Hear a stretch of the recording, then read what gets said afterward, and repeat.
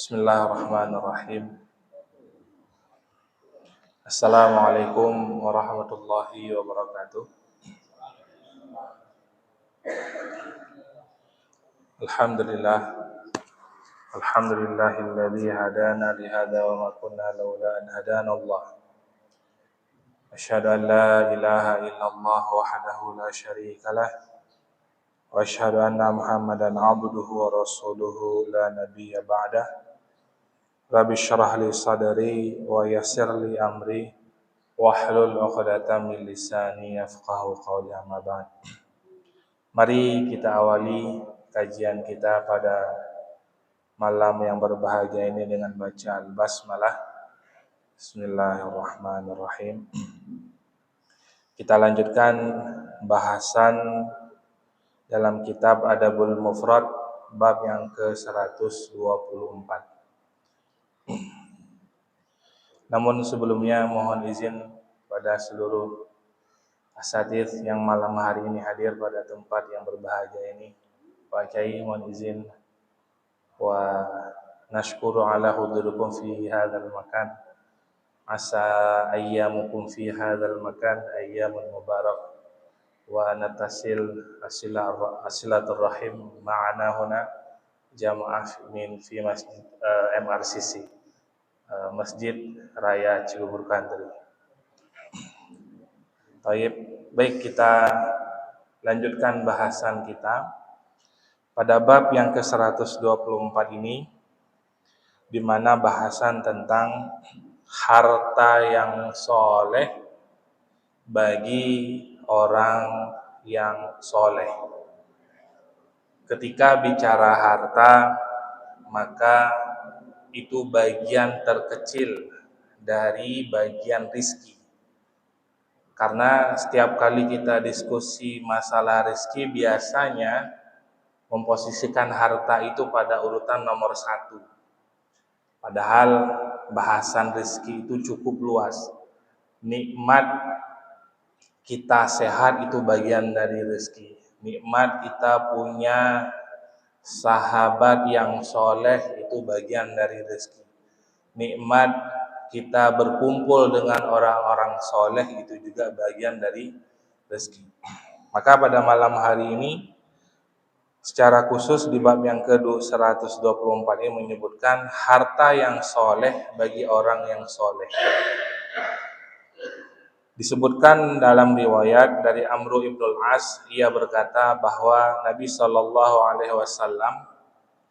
pernah mengirim utusan kepadaku dan memerintahkanku untuk menemuinya, berikut pakaian dan senjataku. Maka aku melakukan perintah beliau. Saya mendatangi beliau ketika beliau sedang berwudu. Beliau memandangiku dari atas ke bawah lalu bersabda, "Wahai Amru, saya ingin mengirimmu untuk memimpin sejumlah pasukan, sehingga Allah Ta'ala memberimu ghanimah, dan saya ingin memberimu sejumlah harta yang baik." Maka dalam bahasan sirah, dalam penaklukan Syam, kita tahu salah satu yang berperan penting di sana adalah Amru bin As. Bagaimana harta dipegang oleh orang soleh itu memberikan manfaat yang sangat luas.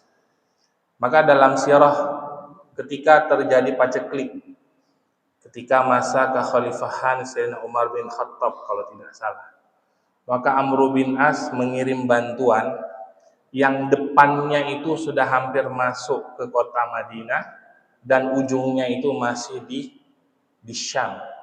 Begitu panjangnya iring-iringan bantuan. Maka kata Sayyidina Umar, harta yang dipegang oleh orang soleh itu betul-betul memberikan manfaat yang sangat luas. Maka di antara masalah negeri kita hari ini, harta dipegang oleh orang yang tidak soleh.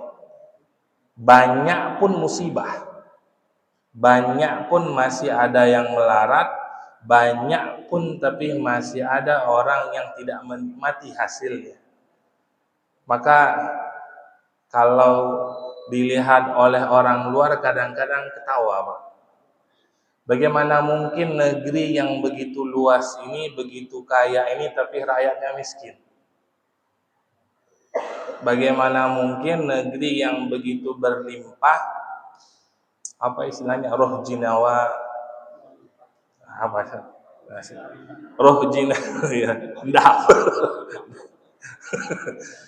Ini roh jinawi, remah ripah roh jinawi. Negeri yang begitu subur ini sampai ada lagu, Pak, tongkat saja bisa tumbuh gitu, dilempar begitu saja bisa tumbuh. Tapi kita lihat hari ini musibah bertubi-tubi datang. Ya, selain memang kita secara pribadi pasti introspeksi diri, tapi ketika yang memegang kekuasaan ini adalah orang-orang soleh, maka tidak akan melarat. Musibah yang hari ini terjadi di saudara kita di Aceh sampai di hari keberapa nih? 18 atau 17. Ini masih ada beberapa yang belum mendapatkan bantuan. Bahkan beberapa waktu yang lalu kita lihat bagaimana kondisi Gaza gitu ya, saudara-saudara kita sedang melarat. Hari ini kita lihat di negeri kita sendiri.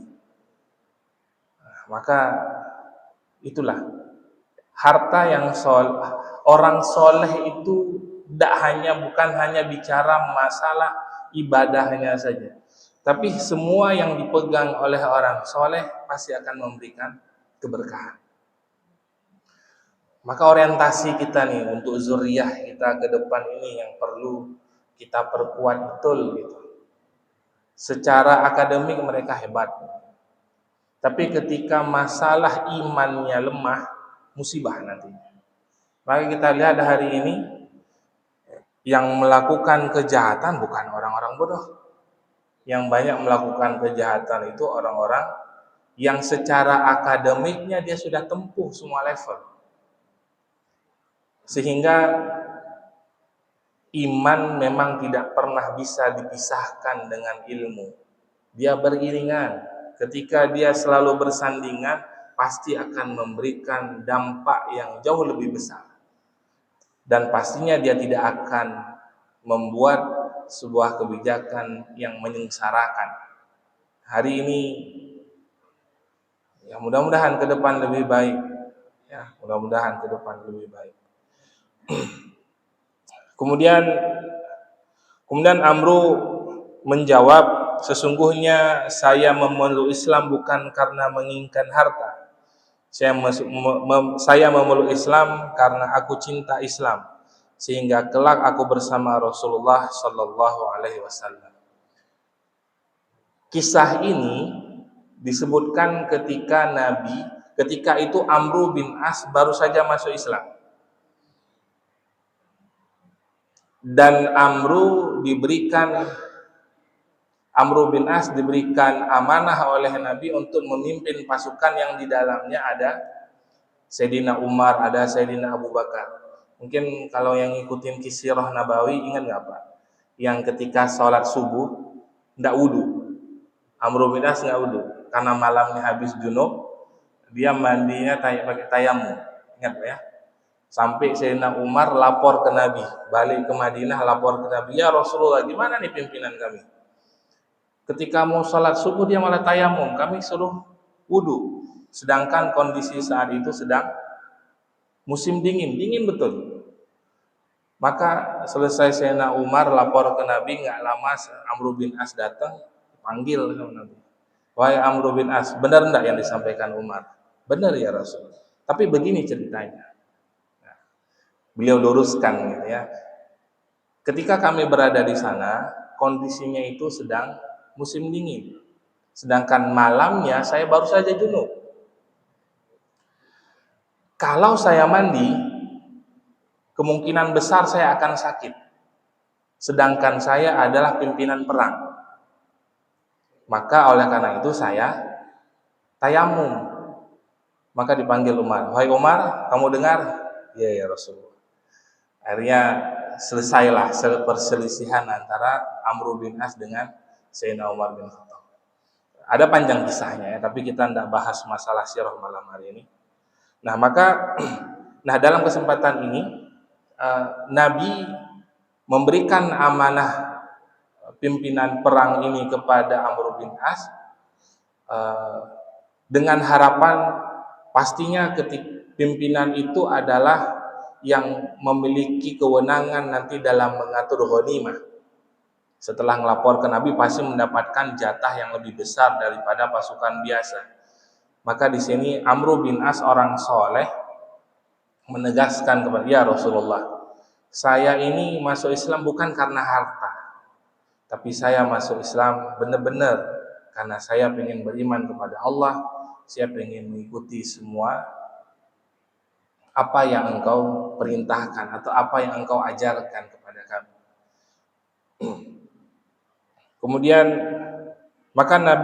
Kemudian Nabi pun berkata, wahai Amru, harta halal yang terbaik adalah harta yang berada di tangan orang yang soleh. Makanya kita doakan yang mudah-mudahan orang-orang soleh hari ini orang-orang kaya semua. Orang-orang soleh hari ini orang-orang yang diberikan kekayaan oleh Allah, orang-orang yang soleh. Sehingga banyak orang yang akan mendapatkan manfaat. Karena hari ini kalau secara GDP perekonomi hitungannya Indonesia ini kaya gitu. Tapi dilihat secara perseorangan ternyata kekayaannya hanya berkisar di sebahagian kecil orang. Dari 200 juta penduduk Indonesia, paling yang menguasainya itu hanya hitungan tangan. Ya, tidak lebih gitu. Hanya beberapa orang. Sedangkan yang lainnya berada dalam kemiskinan, kesusahan.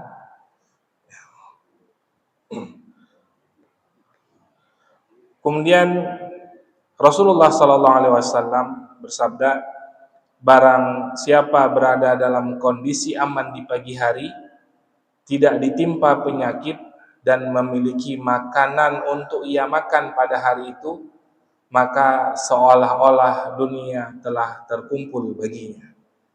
Bagaimana Pak? Pagi tadi sehat kita Pak ya, bisa makan Pak ya. Maka kata Nabi, ini dua hal ini kita miliki, maka dunia beserta isinya sudah ada dalam genggaman kita.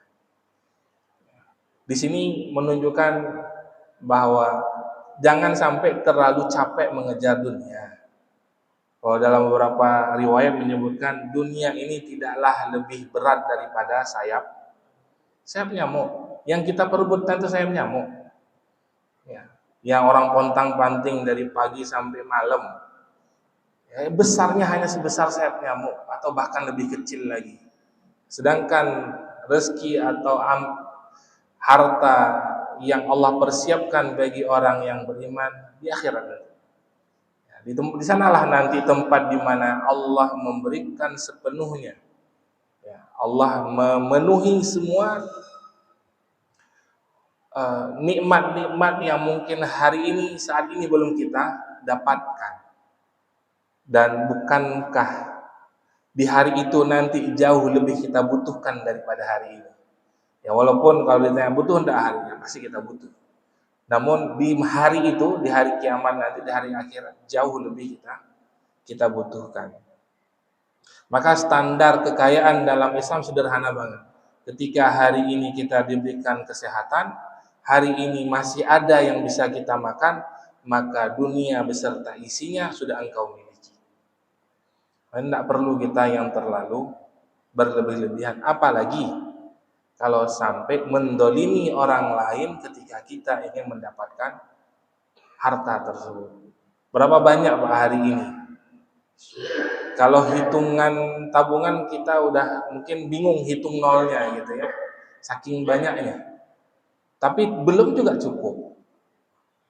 Makanya tidak salah ketika Al-Quran memberikan gambaran manusia ketika ia miliki satu gunung emas, maka dia akan menginginkan gunung emas yang kedua. Ketika perumpamaan dalam Al-Quran, satu gunung emas itu kan berapa ratus ton atau berapa ribu ton emas. Tapi kalaupun ada orang yang memiliki harta sebanyak itu tidak akan cukup kalau dalam hatinya tidak ada keimanan. Karena orang beriman pasti akan ada sifat qanaah yang ketika dia miliki, dia akan sebarkan kelebihan-kelebihan yang dia punya, dia bagi-bagikan. Bahkan ada, saya lupa namanya, yang sahabat pedagang yang satu hari mendapatkan keuntungan sampai 1 miliar, kalau dirupiahkan, itu yang 1 M itu dari sore dibagi ke semua penduduk, subuhnya baru selesai. Dihabiskan malam itu juga. Ada enggak kita ketemu yang seperti itu hari ini? 1 orang, bukan 2 orang, 1 orang. Semua keuntungan yang dia dapatkan dari perniagaannya dibagikan semuanya.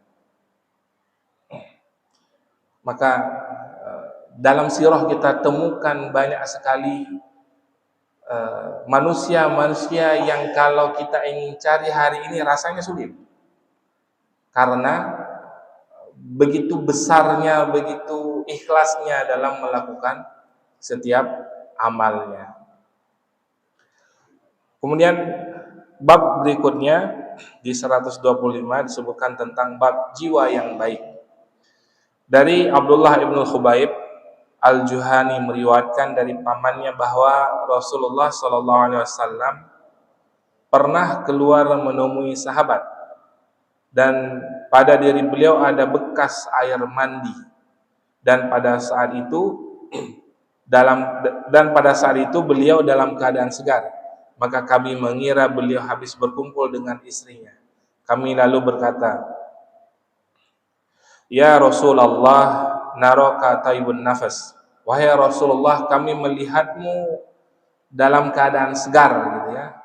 Kemudian beliau menjawab, "Ajal, walhamdulillah, ya, dan segala puji bagi Allah." Kemudian beliau bersabda, "Tidak mengapa kaya bagi siapa yang bertakwa dan kesehatan bagi siapa yang bertakwa lebih baik daripada harta, dan jiwa yang baik merupakan salah satu dari kenikmatan." Nah, ini bagaimana Nabi memberikan sebuah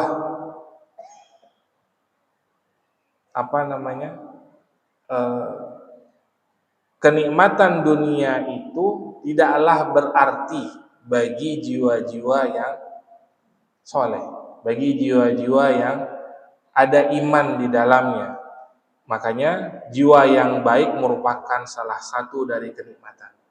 Hari ini ketika kita bicara masalah jiwa, begitu banyak masalah, bahkan diistilahkan gitu Pak ya, ini tempat untuk healing. Ya, tempat rekreasi diperuntukkan buat healing. Healing itu apa maksudnya Pak? Buat orang lagi stres, buat orang lagi banyak masalah, jalan-jalanlah kita ke sana. Ya, kita lah masuk bagian dari orang yang sedang punya banyak masalah. Nah, tapi kalau cerita tadabbur alam kemarin ke Bromo beda. Beda Daeng, beda itu deh. Mungkin Pak Amri udah banyak cerita ya. Ya. Maka hari ini di antara penyakit terbesar generasi pemuda sekarang, generasi apa nih namanya? Bukan Gen Z ya. Di antara permasalahan terbesar mereka adalah masalah jiwa. Kena bentak sedikit, kelihatannya besok saya harus ketemu psikolog. Kenapa? Habis dimarahin sama guru. Kena berantem sama temennya, dikucilkan sama temennya, kelihatannya saya hidup sendiri dan saya ingin bunuh diri. Ini kalimat-kalimat begini itu sering sekali muncul gitu Pak. Kenapa? Kosong. Badannya besar, sehat, otaknya encer, tapi jiwanya kosong. Karena yang dikejar selalu dunia. yang diisi otaknya hanya ilmu dunia, tidak ada diisi ilmu Al-Quran, tidak ada diisi ilmu hadis, tidak ada diisi ilmu tauhid. Sehingga ketika itu tidak ada, sedikit berbenturan dengan masalah, labil jiwanya, terlalu mudah mengatakan aku sendirian, aku tidak ada yang nemenin, orang-orang semua membenciku. Padahal Islam sendiri mengatakan wala tayasu. Dari setiap masalah yang engkau hadapi, jangan pernah berputus asa, karena Allah selalu innallaha ma'ana atau innallaha qarib. Allah begitu dekat dengan orang beriman. Setiap masalah yang kita punya, kita lapor. Di sujud kita lapor. Di doa-doa yang kita panjatkan, kita lapor. Di tengah malam, seperempat malam, sepertiga malam kita bangun, kita lapor. Sehingga apa? Tidak ada masalah tuh. Makanya terlihat betul beda antara generasi yang dibangun dari rumah yang dikuatkan pondasi iman dengan generasi yang dibangun hanya sebatas diisi tubuhnya sehat, besar gitu ya, bervitamin makanannya, cerdas, tapi tidak ada imannya, labil betul. Ya, labil betul. Makanya dalam bahasan adab sendiri, jiwa itu harus diisi. Isinya dengan apa? Iman. Salah satu tempat yang udah pasti di situ berkumpul orang beriman adalah masjid. Tolak ukur sederhana di situ. Yahudi sendiri mengukur muslimin itu lewat masjid. Kalau sholat subuh di masjid belum seperti sholat Jumat, silahkan kaum muslimin itu berkoar-koar tentang jihad, tentang apa saja, mereka tidak takut, sedikit pun tidak takut, karena mereka tahu itu hanya suara-suara petikan saja. Tapi Yahudi sangat takut ketika melihat masjid, ketika sholat subuhnya diramaikan sebagaimana sholat Jumat. Itu tidak perlu kita takbir, tidak perlu kita bilang jihad, mereka rontok sendiri. Maka siapa yang bisa menggerakkan generasi muda ini ke masjid? Kita nih. PR-nya di kita. PR-nya di kita. Gimana caranya? Ya, berusahalah. Ya, karena memang mengajak untuk sholat dalam bahasa Al-Quran, wastobir. Bukan wasbir, wastobir. Mengajari sholat itu dalam perintah Quran, tidak pakai kata yang umum, isbir, bukan. Tapi apa? Tobir, ada penambahan huruf di sana. Dalam kaidah nahu, tidaklah bertambah satu huruf, melainkan pasti bertambah maknanya. Maka para ulama mengatakan kesabaran yang dibutuhkan untuk mengajarkan anak-anak generasi itu mau senang sholat, kesabaran yang begitu dalam. Tidak cukup sehari, 2 hari, 3 hari. Mungkin bisa berbulan-bulan atau bertahun-tahun. Tidak mau hari ini, ya besok aja lagi. Ya, tidak mau besok, lusa aja lagi. Pokoknya terus saja diajar. Karena ketika kita ingin bicara tentang peradaban, bicara tentang kekuatan muslimin, ini pondasinya. Ini pondasinya. Tempat inilah pondasinya.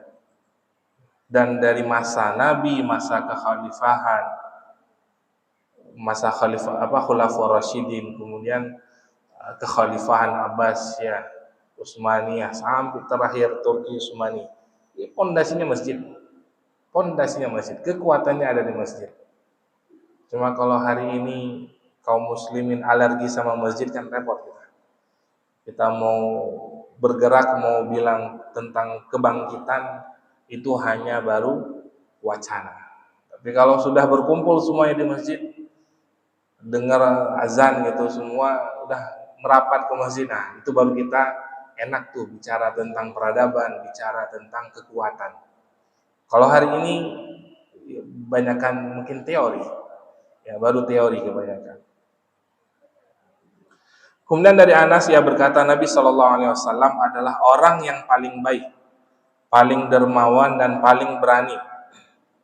Pada suatu malam penduduk kota Madinah pernah ketakutan karena mendengar suara yang aneh. Lalu orang-orang pergi menuju ke sumber suara. Ternyata mereka menjumpai Rasulullah Sallallahu Alaihi Wasallam telah mendahului mereka.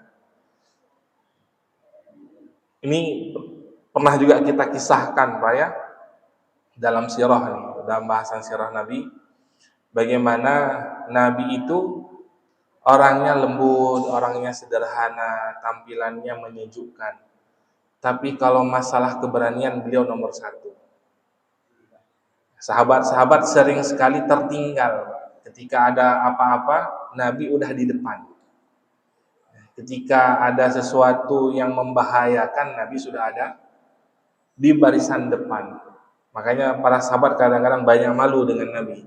Ketika ada sesuatu, mendengar hal-hal yang menyeramkan lah, kalau kita bilang hari ini gitu ya. Ternyata ketika mereka datang bergerombol, Nabi sudah ada di situ duluan. Kemudian kalian jangan takut. Ini sama seperti kisah ketika Nabi dengan Abu Dzar Al-Ghifari. Ketika Nabi mengajak jalan-jalan Abu Dzar Al-Ghifari, kan Nabi berpesan, wahai Abu Dzar, nanti ketika kamu mendengar sesuatu, jangan tinggalkan tempat udah di sini aja. Nabi tidak lama meninggalkan Abu Dzar, masuk agak ke dalam gitu ya, sendirian. Dan terjadi keributan gitu, kayak ada suara gaduh. Abu Dzar ketakutan, takut terjadi sesuatu dengan Nabi. Namun karena Abu Dzar sudah dipesenin oleh Nabi, jangan takut, tenang. Maka selesai, tidak lama Nabi balik, ya Rasulullah, apa yang terjadi? Nabi nanya, oh kamu mendengar apa yang terjadi tadi? Ya. Maka Nabi sampaikan bahwa tadi Jibril turun, menurunkan wahyu. Saking kerasnya gitu ya, membuat orang ketakutan. Ya, tapi Nabi tenang, nggak takut. Kemudian saat itu beliau berada di atas kuda Abu Talhah, tidak ada pelana di atasnya dan di lehernya terdapat pedang. Beliau bersabda, saya melihat kuda ini mampu berlari cepat tanpa lelah, atau sungguh kuda ini berlari dengan cepat. Ini kisah di Kitab Al-Jihad, Bab Asyuja'ah fil Harb wal Jibal. Kemudian dari Jabir, ia berkata, Rasulullah Sallallahu Alaihi Wasallam bersabda, kullu ma'rufin shadaqah, setiap kebaikan adalah sedekah. Setiap kebaikan adalah sedekah. Maka kita motivasi kita, Bapak, jangan pernah bosan jadi orang baik. Kalaupun dunia berubah, sudah mulai banyak menyakiti, tapi kita tetap dengan moto kita, jangan pernah bosan jadi orang baik. Karena setiap kebaikan yang kita lakukan, maka bernilai sedekah di mata Allah. Walaupun orang mungkin kadang-kadang hawa nafsu kita mancing, Pak ya. Kita dizolimi nih, kita diganggu nih, kita ditipu nih, kita dicurangin, ya. Pinginnya kan bales gitu ya, pinginnya marah gitu. Tapi ketika kita balik dalam ajaran agama, jangan tidak perlu membalas keburukan yang dilakukan oleh orang lain. Karena kalau boleh, mungkin Nabi orang yang pertama akan melakukan. Bagaimana ketika Fathul Mekah, itu kondisinya orang Quraisy kan takut betul, Pak. Ya, sampai mereka akhun karim, ibnu akhin karim, itu anak, wahai saudara kami yang baik, anak paman saudara kami yang baik gitu ya. Memelas gitu ya, minta dikasihani. Ya. Kalau Nabi mau, bisa saja udah selesaikan semuanya. Kan gampang. Kan pernah ketika perang Khaybar, bagaimana 700 laki-laki Yahudi semuanya dieksekusi mati karena pengkhianatan. bukan di perang Khaybar, ketika perang Khandaq ya, selesai perang Khandaq. Siapa tuh, Bani Quraidah atau Quraidah? Bani Quraidah yang dieksekusi 700 orang gitu ya karena pengkhianatan.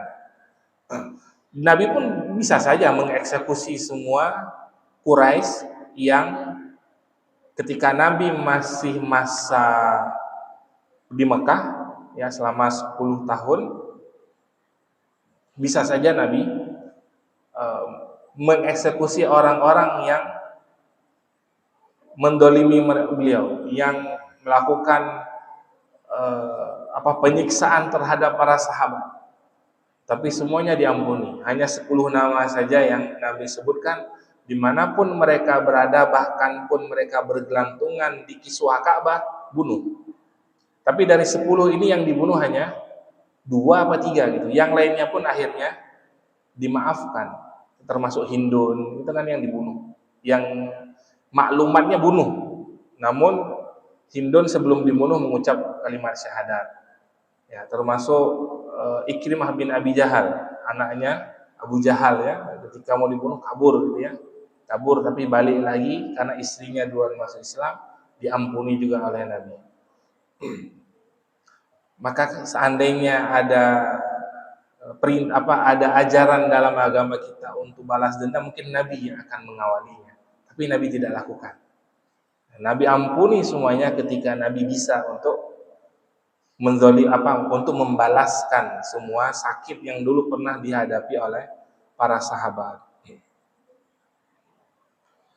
Di antara kebaikan tersebut adalah engkau menunjukkan wajah yang berseri-seri kepada saudaramu. Senyum, senyum bagian dari kebaikan kita. Sampai hadis mengatakan tabassumuka fi wajhi akhika shadaqah. Senyum ya. Karena ada orang kadang lihat mukanya capek gitu. Baru lihat mukanya saja udah musibah nih orang. Ya, udah pusing kita lihat mukanya. Enggak ada senyum-senyumnya. Salah. Kadang kalau kita yang agak sensitif gitu nanya, salah saya apa ya? Kok ini mukanya enggak ada senyum-senyumnya, enggak ada sapa-sapanya. Ya, sehingga termasuk ini Pak, ketika Nabi awal masuk Madinah Pak, yang Nabi ajarkan salah satunya apa? Menyambung silaturahim gitu, untuk saling berbagi afsus salam, ya afsus salam, afsus salam menebarkan salam gitu ya. Orang kan tidak mungkin nebar salam tahu muka kecut kan tidak mungkin. Pasti orang nebar salam, assalamualaikum, pasti dengan tersenyum gitu. Tidak mungkin datar, itu kan itu bukan nebar salam, nebar musuh. Ya. Nah maka sampai pada tahapan berwajah berseri-seri ketika bertemu dengan saudara itu bagian dari ibadah. Kadang gini Pak ya, makanya adilnya Allah Pak ya. Orang, cuma nanti begini juga, nanti jangan salah diartikan. Orang yang memiliki harta maka sedekah terbaiknya adalah dengan hartanya. Orang yang memiliki kekuasaan, sedekah terbaiknya adalah keputusan yang diambilnya untuk kebaikan umat. Namun ada orang pada level-level bawah gitu ya, tidak punya harta, tidak punya kekuasaan, tidak ada yang bisa diberikan sedekahnya. Maka apa? Senyummu itu sudah bagian dari sedekah. Ya. Asal jangan kita senyum sama tembok aja udah. Asal jangan senyum sama tembok aja. Jangan sampai nanti kebablasan juga ya, senyum semuanya disenyumin gitu. Wajah yang berseri-seri kepada, dan engkau menuangkan air dari timbamu ke dalam bejana saudaramu. Masa Nabi dulu ya, mungkin saat ini pun kita di desa-desa masih banyak yang pakai timba ya, ngambil air. Terlihat sederhana, tapi mengambil air, misalkan gini Pak, kita sedang perjalanan, mau wudhu nih, kita ambil air, kita bantu orang berwudhu, kita yang tuangin, ini kebaikan. Ya. Kadang nggak kenal sama orang, biarin ya dia wudhu sendiri gitu ya, tuang, ambil lagi, tuang. Karena kalau dibantu sama orang lain kan, dibantu akan jauh lebih memudahkan baginya ketika berwudhu.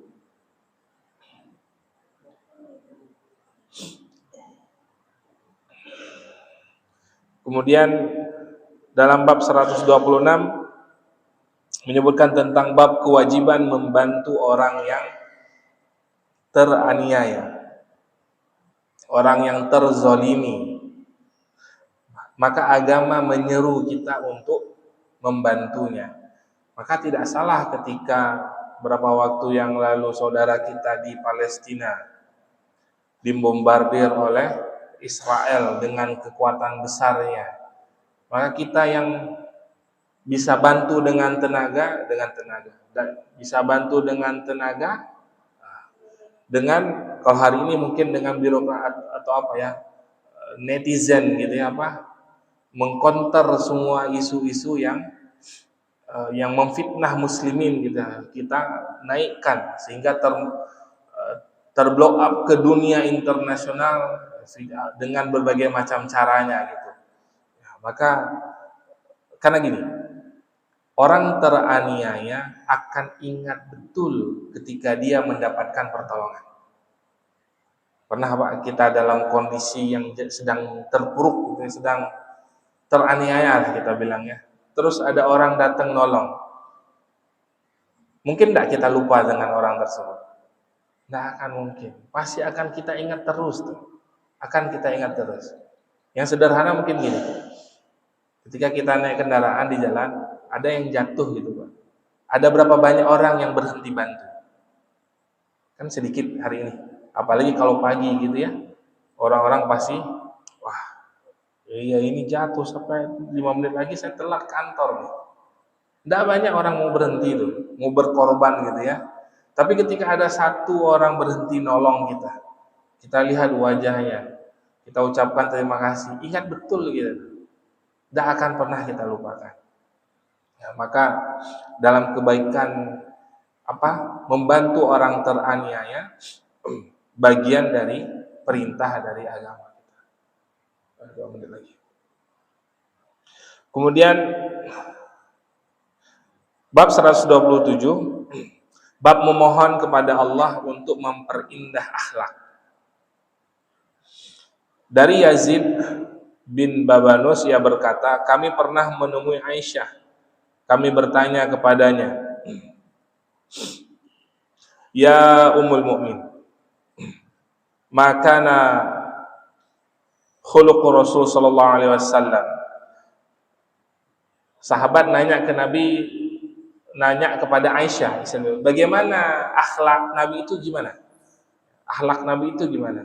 Maka Aisyah mengatakan, kana khuluquhul Quran, bahwa akhlak, kalau ingin tahu bagaimana akhlak Nabi, adalah akhlak Nabi adalah Al-Quran. Nabi betul-betul mempraktekkan ya. Makanya kalau ada pertanyaan anak kita hari ini, siapakah siapakah orang yang menjadi tauladanmu?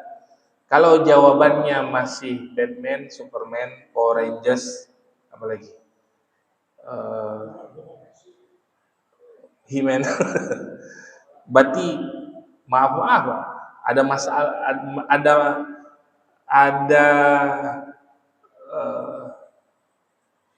masalah cara kita mendidik anak kita.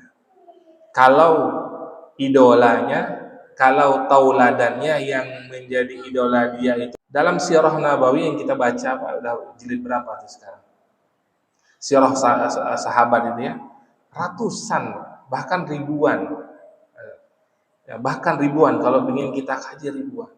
Maka yang masyhur di antara Nabi udah kita nggak bisa, pasti Nabi nomor 1 gitu ya, tauladannya. Di bawah Nabi kan 4 khulafaur rasyidin, semuanya dengan tauladannya, kebaikan-kebaikannya. Mungkin kalau anak muda senang kalau kita ceritakan sirah Zubair bin Awwam, sirah Khalid bin Walid, atau yang agak-agak dekat sini sirahnya siapa? Muhammad Al-Fatih gitu ya, bagaimana penaklukan Konstantinopel dan lain sebagainya. Ada banyak sekali superhero yang kita punya. Maka kalau ketika kita tanya anak kita superhero-nya masih kiblatnya ke barat, maka khawatirlah atau bersegeralah beli buku ya tentang superhero muslim, ceritakan kepada mereka sehingga itu menjadi idola mereka. Baik, insyaallah kita lanjutkan pada pertemuan berikutnya. Wallahu a'lam bishawab. Assalamualaikum warahmatullahi wabarakatuh. Dalam Sirah Nabawi yang kita baca, Pak, udah jilid berapa tuh sekarang? Sirah sahabat itu ya, ratusan bahkan ribuan. Ya, bahkan ribuan, kalau ingin kita kaji ribuan. Maka yang masyhur-masyhur di antara Nabi udah kita nggak bisa, pasti Nabi nomor satu gitu ya, tauladannya. Di bawah Nabi kan 4 khulafaur rasyidin, semuanya dengan tauladannya, kebaikan-kebaikannya. Mungkin kalau anak muda senang kalau kita ceritakan sirah Zubair bin Awwam, sirah Khalid bin Walid, atau yang agak-agak dekat sini sirahnya siapa? Muhammad Al-Fatih gitu ya, bagaimana penaklukan Konstantinopel dan lain sebagainya. Ada banyak sekali superhero yang kita punya. Maka kalau ketika kita tanya anak kita superhero-nya masih kiblatnya ke barat, maka khawatirlah atau bersegeralah beli buku ya tentang superhero muslim, ceritakan kepada mereka sehingga itu menjadi idola mereka. Baik, insyaallah kita lanjutkan pada pertemuan berikutnya. Wallahu a'lam bishawab. Assalamualaikum warahmatullahi wabarakatuh.